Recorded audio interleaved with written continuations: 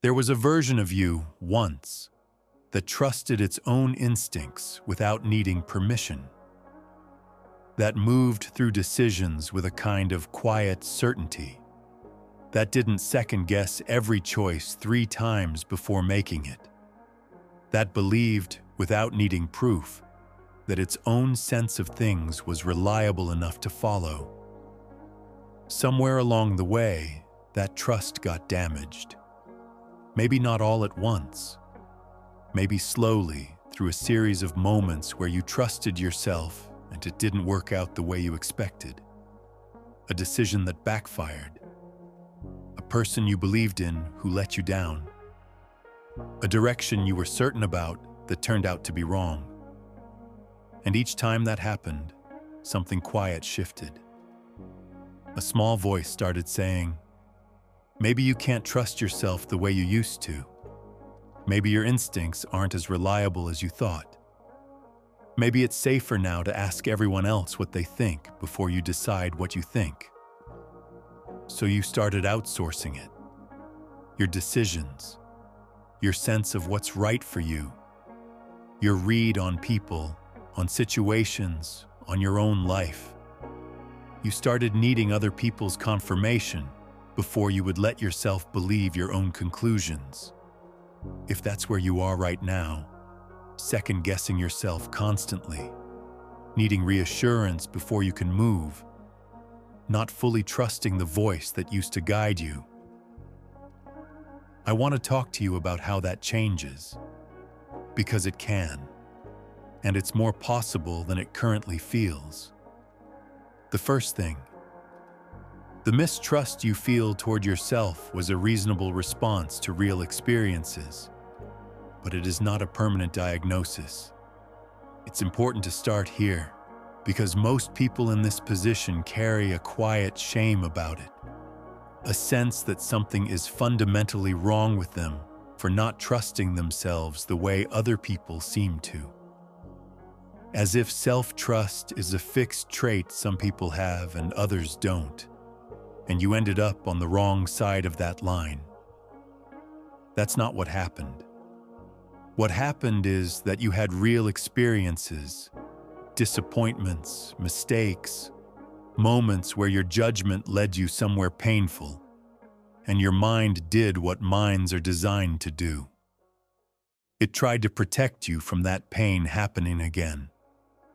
It built a system of doubt, of double-checking, of seeking outside confirmation, because that system felt safer than trusting an instinct that had been wrong before.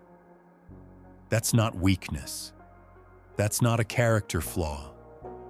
That's a protective mechanism doing exactly what it was built to do. The problem isn't that the mechanism exists. The problem is that it's been running for longer than it needs to, applying the lessons of past situations to a present that has actually changed. You are not the same person who made those earlier decisions. You know things now you didn't know then, which means the system built to protect an earlier, less informed version of you might not be protecting the version of you that exists today. It might just be limiting it. Second, every time you outsource a decision that was actually yours to make, you confirm the belief that you can't be trusted with it. There's a cycle that happens once self-doubt takes hold, and it's worth understanding clearly because once you see it, you can start to interrupt it. You doubt your own judgment. So you ask someone else what they think. They give you an answer. You follow it, whether or not it actually matches what you sensed was right. And whether the outcome is good or bad, your mind quietly records the lesson. That decision was made because of someone else's input, not your own, which reinforces the belief that you needed that input, which deepens the doubt, which makes you more likely to outsource the next decision too. The cycle feeds itself. Every time you bypass your own instinct in favor of external confirmation, You are practicing not trusting yourself.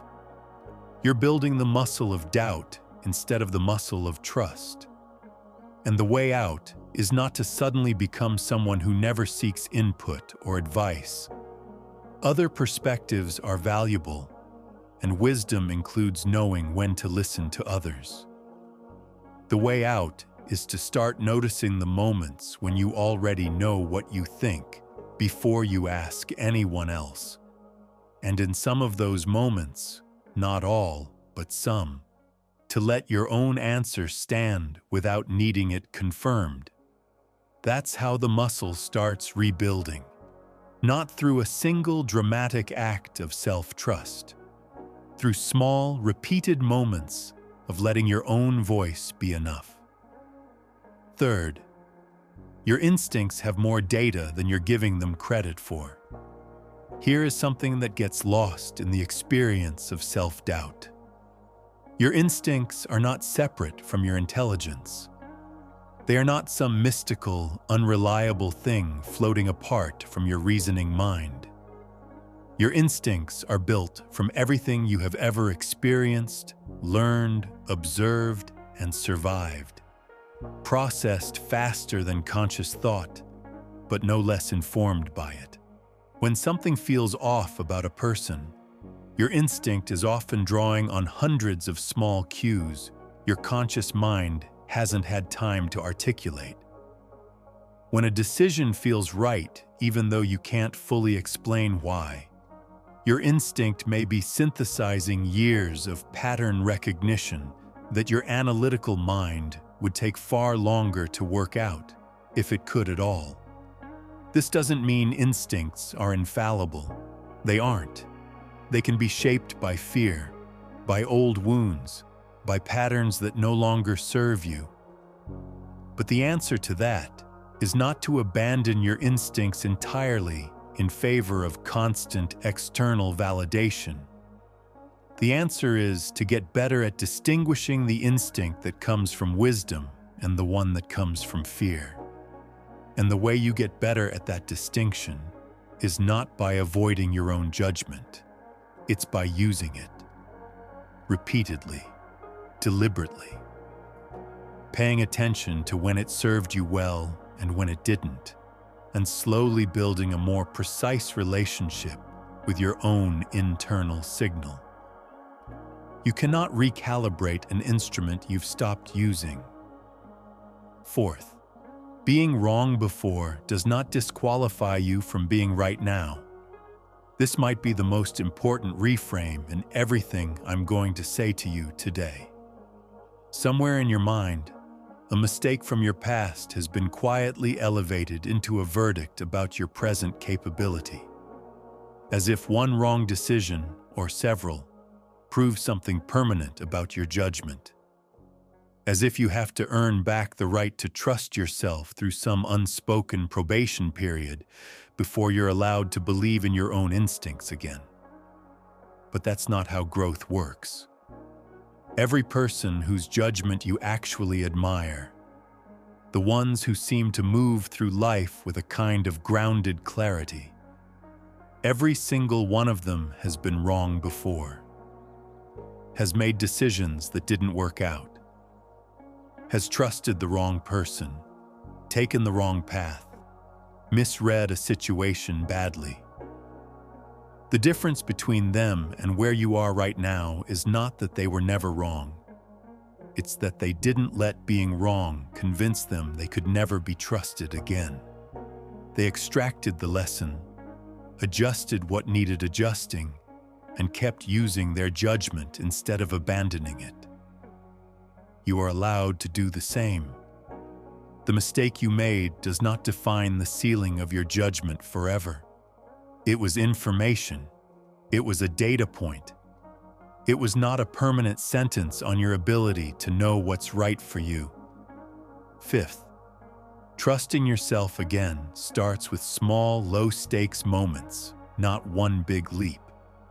If you've been living in a pattern of self-doubt for a while, the idea of suddenly trusting yourself fully can feel impossible. Too big a jump, too much risk. And trying to force that jump usually backfires, because the fear that built the doubt in the first place is still there, and it will resist a sudden, dramatic shift. So don't try to make the leap all at once. Start smaller. Start with the decisions that don't carry much weight. What to eat, which route to take, how to spend an afternoon.